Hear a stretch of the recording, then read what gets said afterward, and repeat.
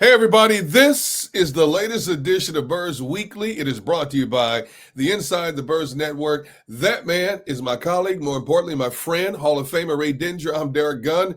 Through 4 weeks of the NFL season, the Eagles are one of only two teams that remain undefeated. And Ray, how they arrived at 4-0 is one of the most perplexing things I have ever seen in my life. This team has been outgained yard-wise in 4 consecutive games, and yet they still stand unblemished. I can't figure it out, Ray. I can't. But the bottom line is you win any way you can, and that's what this team has done. 4-0 is 4-0. I agree with that. And you're right about the statistical part of it. I mean, if you just ran your finger down all the statistical columns in the NFL, those numbers don't seem to compute to 4-0. No. I mean, you're ranking in this category, you're ranking in that category. They just don't, except for a couple, except for the fact that you haven't thrown an interception. That helps. The fact that you have scored a touchdown every time you've been in the red zone. That certainly helps. I mean, there are certain things that are consistent with winning, but there are other things that are not. But when you look at the schedule they've played to this point, and I think you and I, even before the season started, going into week one, we both talked about what a tough schedule this was. And right from week one, it was a tough schedule. And the first 4 weeks, we both looked at it as, wow, that's going to be rough. And I am not a betting man, never have been, never will be. But if I had been forced to place a bet about week 4, were the Eagles going to be 4-0 after 4 games, I would have said no. Even though I think they're a really good team, even though I expect them to win the division again and be back in the playoffs and everything, did I think they were going to run the table through 4-0? No, I didn't. Now, they've done it. They've done it in a strange way. I will certainly agree to that. But the fact is, you said it. There are only 2 undefeated teams left in the NFL, the Eagles and the Bills. So while it hasn't been pretty, I mean, they've done just enough to win those games. Yeah, you were talking about the red zone. This team is a perfect 11 for 11 in the red zone. And, for the second week in a row, they go up against another undefeated team, this time in the Tampa Bay Buccaneers. And so the Bucs, they get the ball first. They come out. Eagles defense stops them. Lo and behold, special teams rises to the occasion. Block punt. Sidney Brown picks it up and takes it 35 yards for a touchdown. Second consecutive week, special teams has played a definitive role in deciding the outcome of this race. Of the game, I should say. Michael Clay's special teams unit has been impeccable throughout the course of this season through 4 games. Has been. Certainly has been. I mean, Jake Elliott has been absolute money for field goals. And, nobody's talked about Brandon Mann, the punter. I mean, he's sort of way under the radar. Nobody talks about him. People are taking him for granted, but he is kicking the hell out of the ball. My goodness. So, I mean, every aspect except the return game. The return game, especially in the Rams game, was a problem. But in every other aspect, the special teams have been really good. And for a couple of weeks in a row now, not only are you blocking kicks, but you're blocking kicks and turning them into points for you. So, yeah, I mean, that helps. That absolutely helps. And, there are – we're in a very funny place with this team, Derrick, because of the fact that they're 4-0. They've won, 20 out of 21 now, which is just, I mean, that's just ridiculous. In the National Football League, I mean, 20 out of 21. I mean, that's like Friday Night Lights stuff. I mean, that's that happens somewhere like in Texas or something on a high school field. Yeah, I've seen teams, but not, win 20 out of 21 in the NFL. It just doesn't happen. These guys are doing it. And yet you walk around the city now today, you hear people talk, you listen to the radio, and you and I are probably going to talk about it right now, is all the things that they have to clean up. And you say, well, how can those two things be true? How can you have all of these concerns about this and about that part of the game and about this part of the game, and guys are unhappy and guys don't know what their role is, blah, blah, blah. But they're 4-0 and they're 20 of their last 21. On the face of it, it doesn't make much sense. No. That's kind of where we are. And the thing is, the one game that they lost was the game that Jalen went out with a concussion early in the game against Washington. So, you can put an asterisk next to that game because I don't think there's any way Washington would have scored, 36 points on this team had Jalen played in that particular game. So they could have been a perfect 21 for 21, which is crazy in itself. Now, we know that Todd Bowles has been Jalen Hurts' kryptonite for a long time. And you knew a Todd Bowles defense was coming after Jalen. But I tell you what, Ray, over that first 30 minutes, Jalen was immaculate. 8 of 9 against the blitz, and receivers were wide open. He found every wide open receiver he could. I thought Kevin Patullo called the perfect first 30 minutes of that football game. I did too. Yeah. I did too. And, last week when you and I were looking ahead to this game, that was one of the things that we talked about. Of all the matchups, this matchup, that matchup, one of the matchups we both talked about was Todd Bowles against Jalen Hurts. Yeah. The history there. And it wasn't good. It wasn't good for Jalen Hurts. But, boy, he came into this game ready to go. And the way it started, the way the Eagles were moving the ball, the way they were executing on offense. And I really thought that they threw some new stuff in there, some new wrinkles in the offense, some variations off the tush push that were really good. And they had complete control of that game in the first half. And I was thinking, we've had some questions about the offense. We've had some questions about some of the things that we saw there that we kind of were scratching our heads about. But you know what? It looks like they got it figured out. And then come out in the second half, and Hurts is 0 for 8.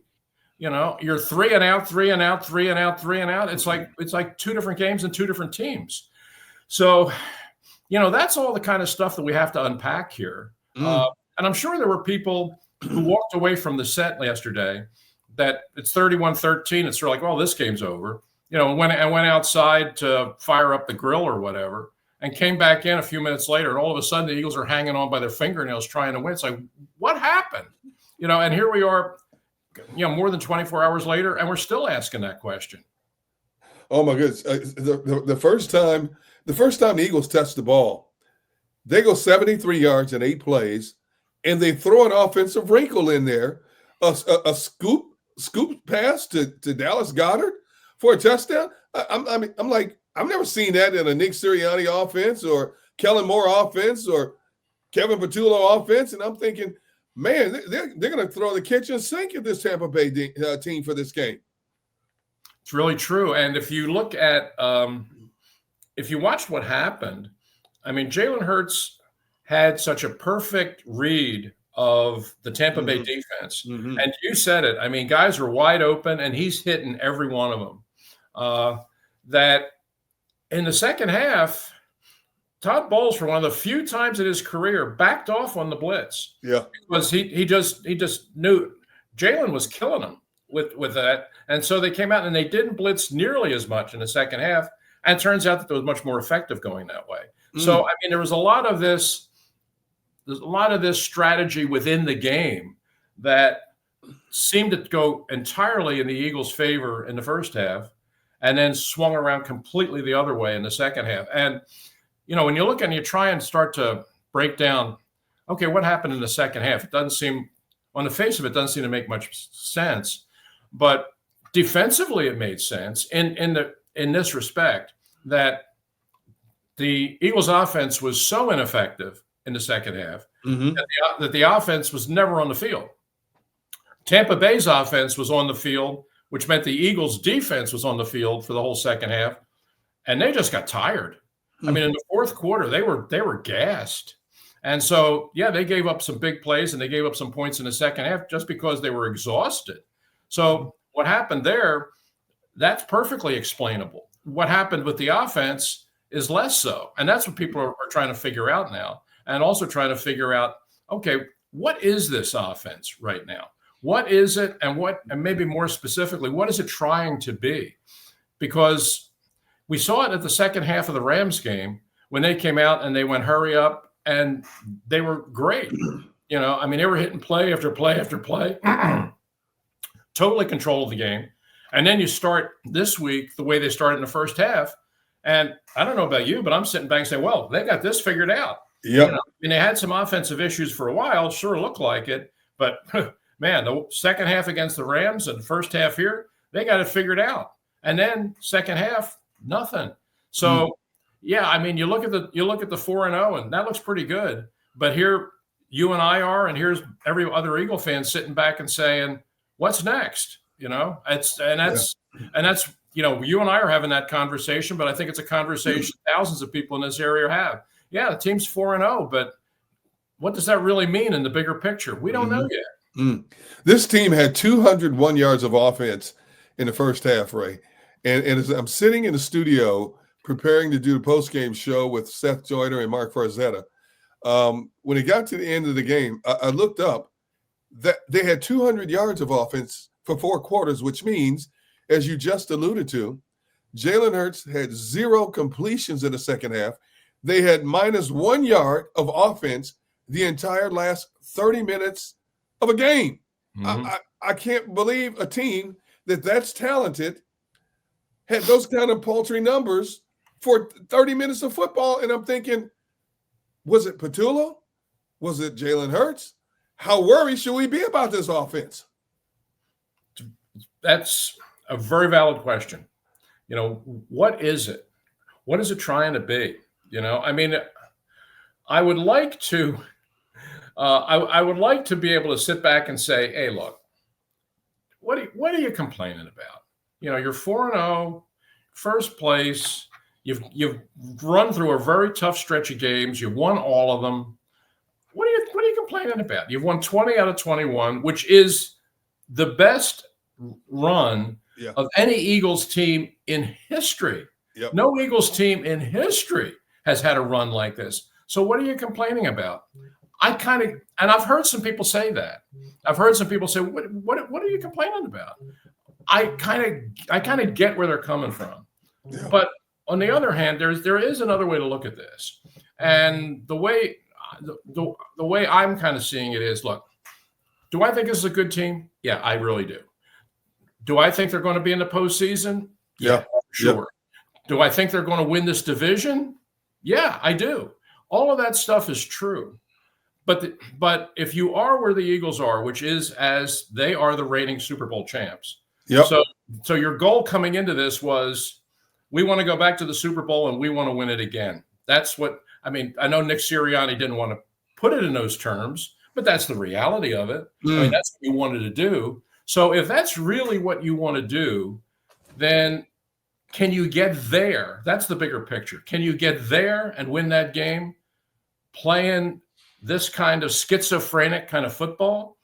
That I don't know. Can you get to a Super Bowl and win it with Jalen Hurts going 0 for 8.5, with Saquon Barkley averaging less than 3 yards a carry, with A.J. Brown finishing a game with 2 catches for 7 yards? Chances are no. You've won these games now, but if the idea is getting to the postseason, getting to a Super Bowl, and winning the Super Bowl, you can't do that playing right the way they're playing right now. Right. So that's kind of what we have to unpack here. Like, okay, what are the issues here now?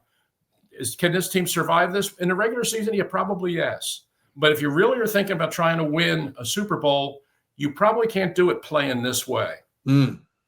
You were mentioning Saquon, and in today's 17-game format in the NFL, you only need to average a little over 59 yards a game to reach 1,000 yards for a season. Saquon has 237 yards rushing in 4 games, which is an average of a little over 59 yards a game. I don't know what you can do to spring him right now. We've talked about, we believe Landon Dickerson is playing through some aches and pains. This offensive line has not been as dominant as we've grown accustomed to watching him play over the last year. Lane Johnson went out again for a second time in a game. I don't know. Is this going to be a one-handed offense? Because the jury's out until further notice. Everybody that Eagles have played have basically said, Saquon's not going to beat us. You're going to have to find other ways to beat us, which the Eagles have done. And even though the numbers have not looked impressive, Ray, but I agree with you 100%. I don't think they can sustain this being like a one-handed offense, especially when you look at the passing numbers look great one minute, all of a sudden they don't exist the next minute. Hey, you know that one guy in the group chat who hit a 5-leg parlay week 1 and he wouldn't shut up about it for the rest of the season? Sounds like Kaplan, right? Yeah, it could be him. It could be you, and we would all want to be you.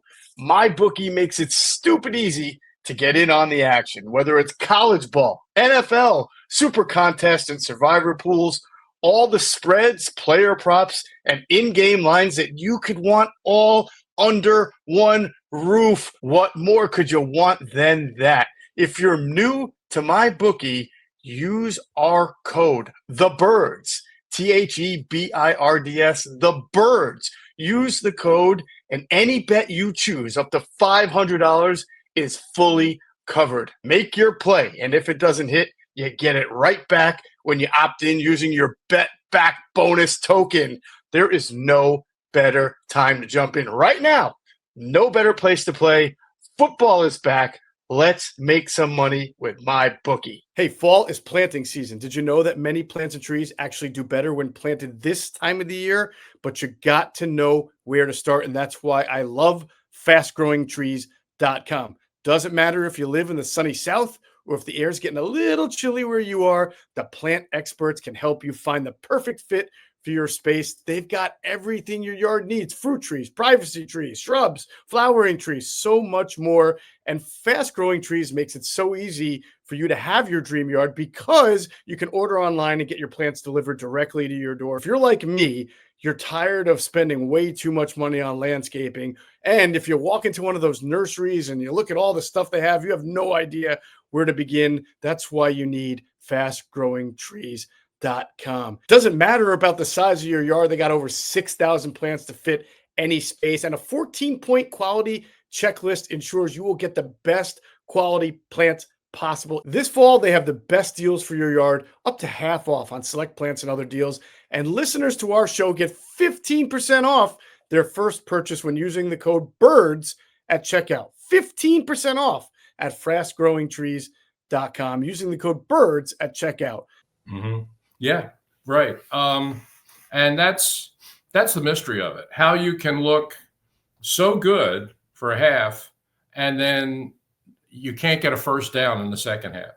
Similarly, you take it back 1 week to the Rams game where you're completely outplayed for a half. You come out in the second half and run the Rams out of the stadium. That's baffling. That is just baffling. And I would like to see, and I know there are these sort of football analytics people that break the game down to every level of minutia. And I would like to see, and I know there's a stat about yards after contact. That's a lot. There's a lot of conversation about that.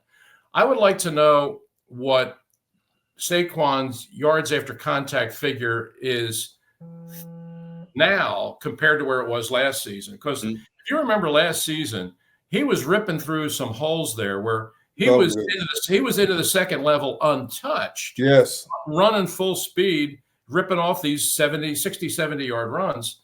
Now, he's getting hit before he even gets back to the line of scrimmage. So for all the people, and there are a lot of them out there that are asking the question, what's wrong with Saquon? Is the workload from last year carried over to this year and he's not the same player? Has he lost a step? Has he lost a step and a half? Because we've seen that. We've seen backs that had not necessarily 2,000 yards, but heavy-duty yards one season, have a precipitous fall off the next season. Priest Holmes was that way. Jamal Anderson was that way. DeMarco Murray was that way. They come back the next year and they're not the same guy. Oh, is that what's happened to Saquon Barkley? Derek, I don't think so. I think he's, to me, he looks like the same guy. The difference is every time he gets the ball now, he's running into 4 or 5 tacklers who are sitting there waiting for him. So that's kind of what the coaches have to figure out compared to what the kind of explosive running game that they had last year to where they are now. I don't think there's anything wrong with the guy with the football. I think it's a question of the guys in front of him and the defenses they're running up against because, look, he's he said he had 255 yards in one game against the Rams. Mm-hmm. He doesn't have 255 yards through 4 games this year. And there's a question about how much of what they're doing now. People ask the question, well, is this, they're winning games this way, but is this sustainable? That's a fair question to ask. But Saquon Barkley averaging less than 3 yards a carry over a course of a season, that is not sustainable. I don't know why they keep trying to run this man between the tackles, Ray. Why are they not trying to get him out on the edge more? I mean, not only does he have the power, but he has the speed to get out on the edge also and beat the outside containment. But they keep trying to run him between the tackles, and he's getting beat up time after time. I mean, when do you look at the tape and say, okay, maybe let's try something different with him? Because every time he touches the ball, you see guys shooting the gap, waiting for him and hitting him at the line of scrimmage or behind the line of scrimmage. Yeah, it seemed like early in the game they had this different kind of strategy about throwing him the ball, getting him the ball out in the flat and getting him that space to be able to get out in the open and break some tackles and get the yardage. That seemed to be, I thought, okay, well, this is going to be their approach to it now. And they might have some success with that. But ultimately, you have to have success with him running the ball as a running back. And right now they're trying to find that. I know that this team and I know that this coaching staff, they love their 12 personnel. They love their 13 personnel. They love the 2 and 3 tight end sets. I mean, they've had real success with it. But I think that with the way that this offense is right now, I question the use of that. I really do, because if you go 2 tights, 3 tights, you're setting yourself up. You're compressing your offense because of all the tight end play. Absolutely. And if you have teams, you're not all spread out. I mean, you're kind of bunched up here. And if defenses are geared up to everything's coming downhill, everything's about attacking the line of scrimmage and shutting down the running back, it seems to me that the tighter you make your formation, the easier you make it for your defense, for the defense to play it. Mm-hmm. One of the ways that I think you could get around that or help alleviate that is if you went with more multiple wides and you went with 11 personnel, you went with 1 running back and 2 and 1 tight end and 3 wide receivers, and spread the formation, spread the field, and open the defense up a little bit, force them to play the wider field, and then just by formation, you can create some more space for Barkley to hit those holes. But if you go in these multiple tight end formations, then it kind of compresses your team at the line of scrimmage. And I think it makes it easier for a run defense to play their game. Ray, you were mentioning A.J. Brown. He had 9 targets, but only 2 catches for 7 yards. In one series in the second half, Jalen goes to him 3 consecutive times. All 3 are incomplete passes, like they're trying to force feed him the ball. 4 games right now, he has 14 catches for 151 yards, 1 touchdown. Saquon has as many catches as A.J. Brown does. Puka Nacua of the Rams already has 42 catches in 4 games. Now, AJ's frustrated. And he wears his emotions on his sleeve, although he tries to tell you he doesn't want to be a distraction. But after the game, he sends out this message that I love y'all with all my heart. And then later he sends out this encrypted message that says, if you're not welcome, not listened to, quietly withdraw. Don't make a scene. Shrug your shoulder and be on your way. And you're thinking, you don't want to be a distraction, but if you put something out there like that, everybody's jumping on it, and sure enough, everybody's talking about AJ, and he's not happy again. Now, he's going to have a conversation with the coaches, but I understand his frustration. It's beyond the 33, 34 million he's making this year. He wants to be productive and more included in the offense. I understand that. But teams are playing him differently this year, and he's got to be able to see that. The looks that he got in 2024, as of right now, don't exist in 2025. But I don't understand, Ray, why they don't just send this man more on slant routes. I mean, I've slant people all day. You're talking about a big receiver with a big catch radius who's more physical and usually taller than the secondary personnel covering him, and yet they basically ignore the slant route where he can easily pick up 7, 8, 10, 12 yards per catch. It just baffles me beyond belief. Yeah, I mean, I kind of thought that with the second half of the Rams game, the way he kind of took over that game, Yeah, I mean, we all know that his production was way down through the first 2 weeks and pretty much non-existent the first half against the Rams. But the second half of the Rams game, I mean, he took that game over, which he is entirely capable of doing. And you saw that. And I kind of thought, okay, the whole AJ thing, we kind of resolved that now. Yeah. I mean, we saw in the second half of the Rams game that what he can do. And moving forward now, we're not going to have any AJ issues.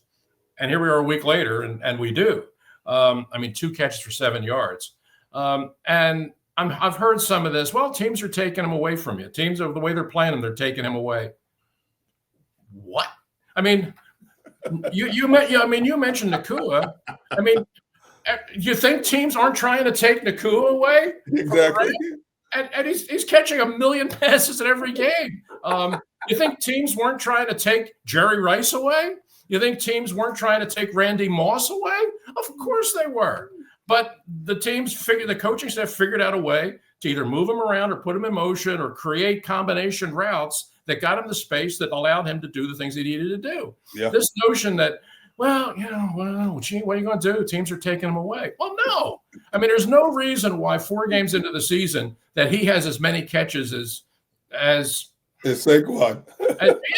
as Saquon or any of these other sort of mid-level receivers. He's too good for that. Now, I don't know if you saw it. Well, you were doing the post-game show with Seth. Yeah. I don't know if you saw the show or you heard about the show, our old show, post-game live on Comcast Sportsnet. But they had Jason Avant and Ron Jaworski on the set. And they had a fairly lengthy discussion about the whole AJ issue. And Jason said some things that were very interesting. I mean, for a guy who played wide receiver in the NFL and certainly knows what's involved in that, he was trying to explain some of what was going on.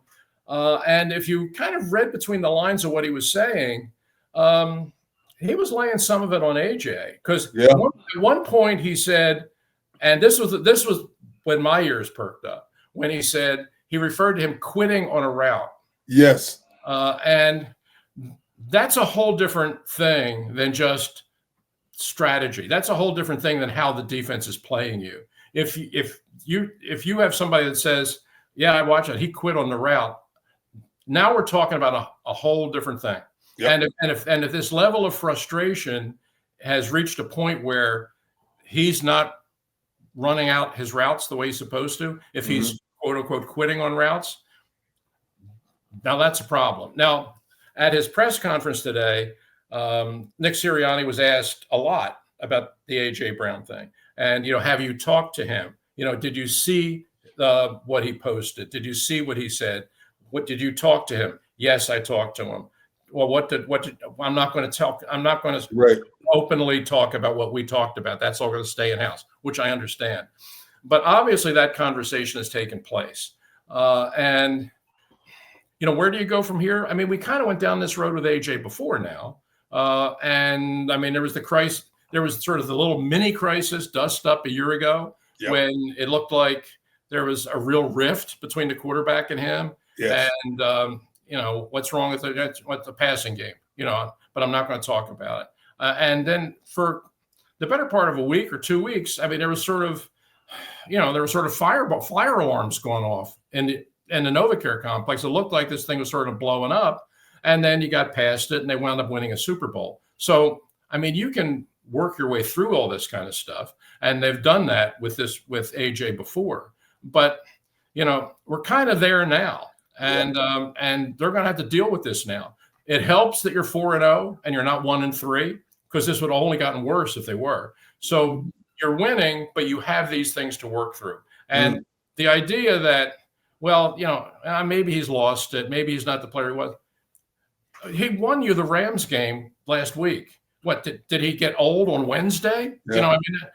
He's still the same guy that can take over that game. So to me, this is a collective thing that they have to figure out. Between the quarterback and the coaches, you have to find a way to make this guy as big a part of this offense as he needs to be. Yeah. You're not going to get ultimately down the road where you want to be and where you want to go with him catching 2 passes for 7 yards. Yep. I mean, he's too good a player for that, and they have to figure it out. Yeah, a player that you've talked about before, and he's really been shining the last couple of weeks, is Jadson Campbell. And Zach Bond, after the game, said, I don't think he knows how good he is or how capable he is of being good. He just keeps getting better and better. Against the Buccaneers, he had a forced fumble. He had a key interception in the end zone. Ray, this young man might be the steal of the draft. The Eagles got him at 31. He might be the steal of the draft this year. Sports are all about competition. Every snap, every possession, every clutch moment matters. That same energy is what 1v1 Me brings to video games. Every single day, you can watch and stake on matchups in Madden, NBA 2K, FC, and Call of Duty Search and Destroy. All the games are streamed live. Every match has refs, and payouts are instant. And these aren't just random online lobbies. These are the best players in the scene, pros, streamers, and rivals. With season playoffs and the championship game on the line, every game matters. Over $100 million has already been paid out on the app, and the community is growing fast. If you're a sports fan, a gamer, or just someone who loves having a little extra on the line, 1v1 Me is where you need to be. It's not just about winning, it's about the bragging rights too. Every match has a chat going crazy, and you can back your picks in real time. Download today and use code BIRDS. Your first stake on the app is risk-free. That's code BIRDS for a risk-free first stake. Hey, Philly fans, game day is stressful enough. Parking, traffic, long lines. We've all been there. But when it comes to your cannabis, Camden Apothecary makes it easy. This is the dispensary for sports fans, just minutes outside of Philly with plenty of free parking. You'll be in and out fast, no hassle, no waiting. And they don't just care about convenience. Camden Apothecary is all about the guest experience. Their staff makes sure you feel taken care of every time you walk in. Plus, they carry only the best quality cannabis at the fairest prices. So whether you're stocking up for the tailgate, the watch party, or celebrating a big win, you know you're getting the good stuff without overpaying. They even show love to the community with specials for fans, students, service members, and healthcare pros. Camden Apothecary, top quality cannabis, great prices, and an experience made for Philly fans 21 and up. Yeah, I mean, you and I both talked about that before the season, about how big an impact this guy could have. Because, Vic Fangio is an old school coach who is a little, I don't want to say reluctant, but he's not a guy that rushes first-year players onto the field. They kind of have to earn their way onto the field. And he has to feel fully comfortable, not just in their ability, but in their ability to execute his defense. And I thought it was really telling that week one, this kid was in there. And so the fact that Vic had come totally around on this guy and really wanted him on the field in all of these situations told me a lot. And anybody that saw him play at Alabama knew the kind of player he was. I mean, he has a very rare combination of size, range, and speed. And he can do a lot of stuff there. I mean, he can play that off-ball linebacker thing very well, but you can also use him as an edge pass rusher, and he can be effective in both. And look, he got beat on a deep route in this game. Yeah, he did. But in the fourth quarter, when you needed a big stop to help save the game, he makes the pick in the end zone. And I think that if you look back over it, like every game, there in a key moment, he made a big play, either a key tackle short of the sticks, or forcing a fumble, or in this case, making an end zone interception. He just has that ability to, in a big moment when you need a big play, he delivers. And just 4 games into his career, you're already seeing that. I think that he is it would not surprise me. I know we're only 4 games in, so I don't want to jump too far ahead. Sure. But I mean, down the road, when you start having that discussion about defensive rookie of the year, I think he's going to be in that discussion. Yes, I really do, because I think he's that good. And the guys on the defense, and Zach Bond kind of spoke to it after the game about just how good he is, and the statement about, and I don't think he realizes yet just how good he is, but we did. And I think the fans are starting to see that too. Yeah, I mean, here's a guy that was the 31st pick in the draft. And yet, if you looked at it now, if you redrafted, I mean, he probably would have been top 12, which is where he should have been. If it wasn't for the shoulder injury, I think he would have been. Another player that's just that good has been Quinyon Mitchell in the year plus that he's been with this organization. And we talked about wrinkles that this team threw in this particular game against Tampa Bay. And Vic Fangio shocks us all. He has Quinyon following, what's his name, Egbuka, right? The young, talented wide receiver for Tampa Bay, all over the field.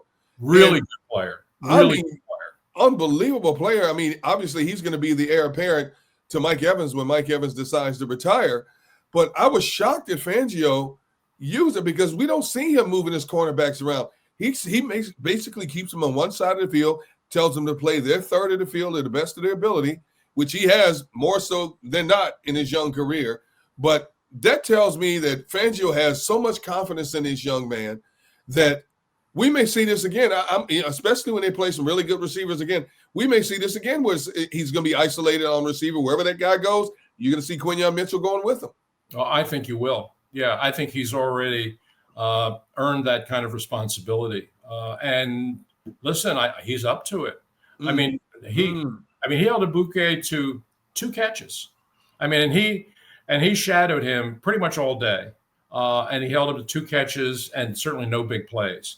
And he had been, even before Evans got hurt, in key spots. I mean, he had kind of become Baker Mayfield's go-to guy, and the Eagles in their preparation for this game were aware of it. And Vic just decided, I'm going to put my best guy on him. And he did. And it's Quinyon Mitchell. And, here's a guy who's only very early in his second year. But I think he's showing all the signs of being, that term, a shutdown corner. I mean, the Eagles, haven't had a guy like that in a while. I mean, they've had some guys that came in and made big plays. Asante Samuel was that way. Big play Slay was that way. Yep. I mean, they got the turnovers, they got the takeaways, they made those kinds of plays. But to have a cornerback that you could just put on the other team's best receiver and say, we need you to shut this guy. We need you to take this guy out of the game. I think Quinyon Mitchell is already showing you he's that kind of player. Yes. Ray, as we said off the top of this podcast, we've yet to see this team play a complete game.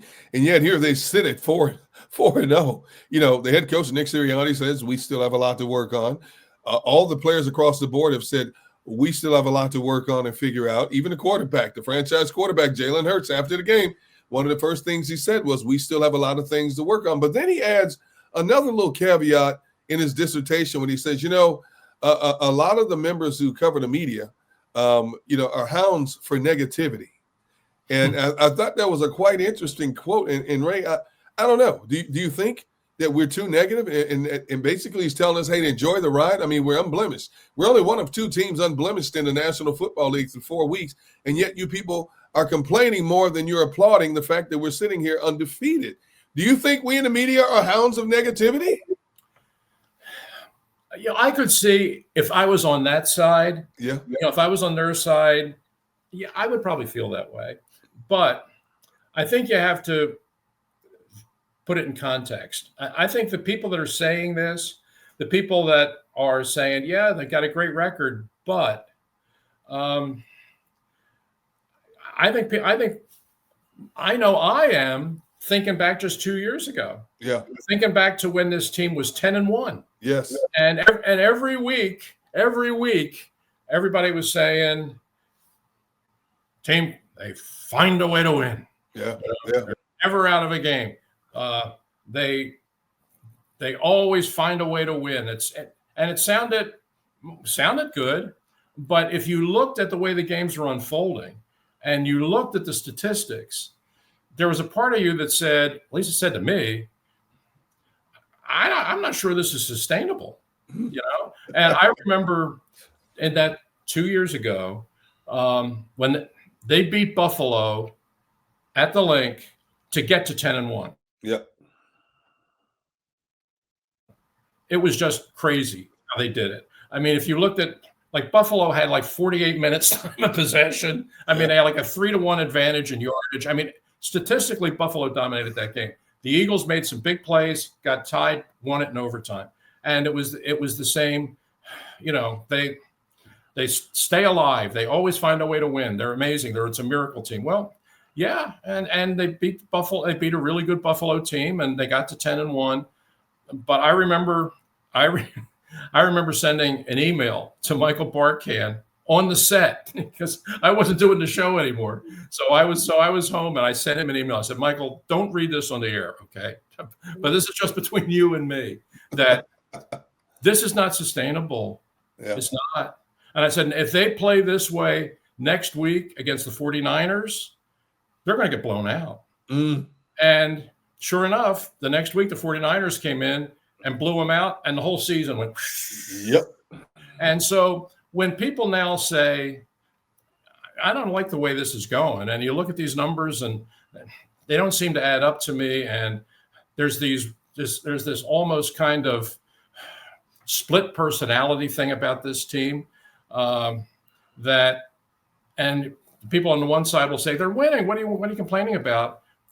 The people that are sort of pointing this other stuff out, like me, are saying, well, you were saying the same thing 2 years ago, and look where that season went. I mean, teams that actually go on and win Super Bowls, win championships, and I mean, they don't have that kind of schizophrenia to their game. Right. Right now, that's what Eagles games look like. They have these crazy swings within the game. And I really feel, and I think the coaches, even though they don't want to say it, probably feel too, is we have to work that stuff out.